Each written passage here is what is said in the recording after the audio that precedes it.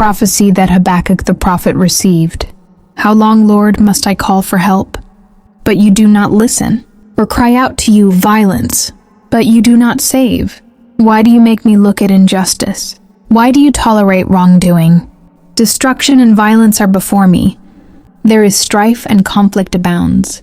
Therefore the law is paralyzed, and justice never prevails. The wicked hem in the righteous, so that justice is perverted. Look at the nations and watch, and be utterly amazed.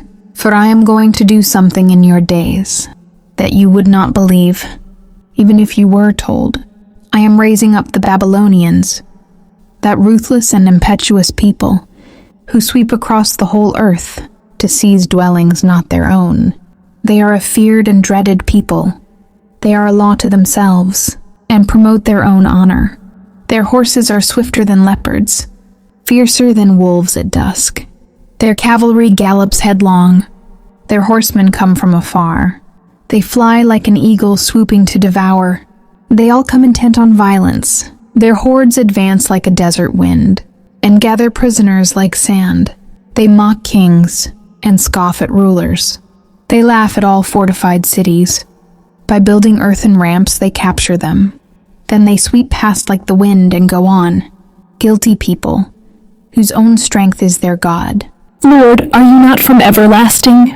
My God, my Holy One, you will never die. You, Lord, have appointed them to execute judgment. You, my rock, have ordained them to punish. Your eyes are too pure to look on evil. You cannot tolerate wrongdoing. Why then do you tolerate the treacherous? Why are you silent while the wicked swallow up those more righteous than themselves? You have made people like the fish in the sea, like the sea creatures that have no ruler. The wicked foe pulls all of them up with hooks. He catches them in his net. He gathers them up in his dragnet, and so he rejoices and is glad. Therefore he sacrifices to his net and burns incense to his dragnet. For by his net he lives in luxury and enjoys the choicest food. Is he to keep on emptying his net, destroying nations without mercy? I will stand at my watch and station myself on the ramparts. I will look to see what he will say to me, and what answer I am to give to this complaint. Then the Lord replied, Write down the revelation, and make it plain on tablets, so that a herald may run with it. For the revelation awaits an appointed time. It speaks of the end, and will not prove false. Though it linger, wait for it. It will certainly come, and will not delay. See, the enemy is puffed up. His desires are not upright, but the righteous person will live by his faithfulness. Indeed, wine betrays him. He is arrogant and never at rest, because he is as greedy as the grave, and like death is never satisfied. He gathers to himself all the nations, and takes captive all the peoples.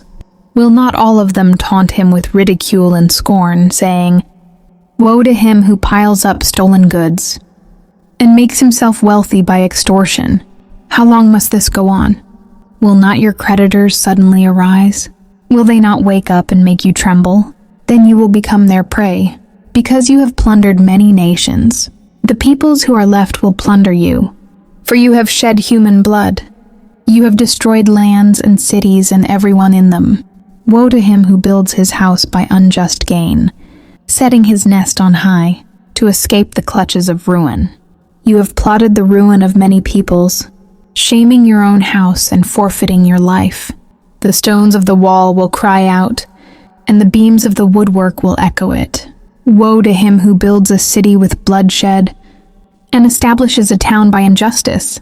Has not the Lord Almighty determined that the people's labor is only fuel for the fire, that the nations exhaust themselves for nothing?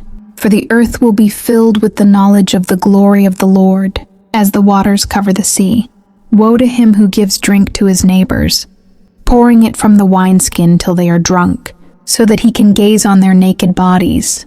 You will be filled with shame instead of glory.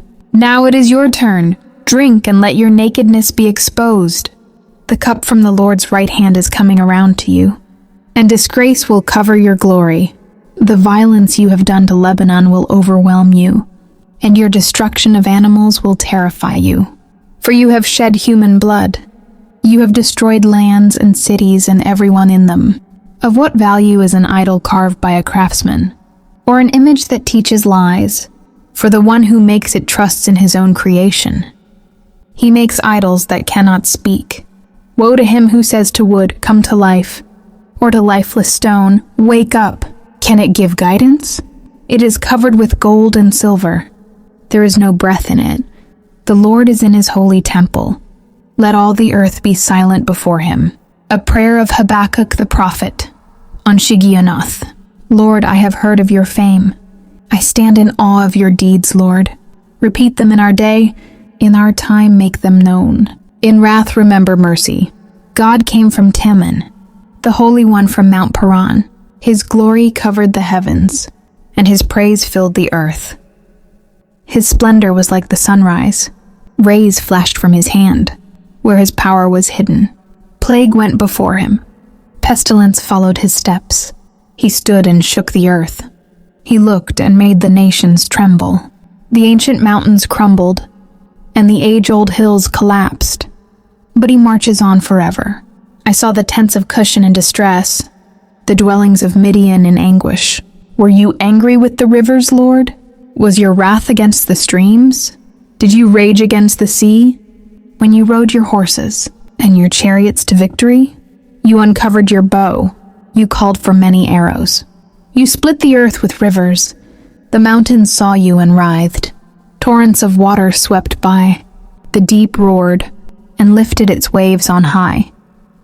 Sun and moon stood still in the heavens, at the glint of your flying arrows, at the lightning of your flashing spear. In wrath you strode through the earth, and in anger you threshed the nations. You came out to deliver your people, to save your anointed one. You crushed the leader of the land of wickedness. You stripped him from head to foot. With his own spear you pierced his head.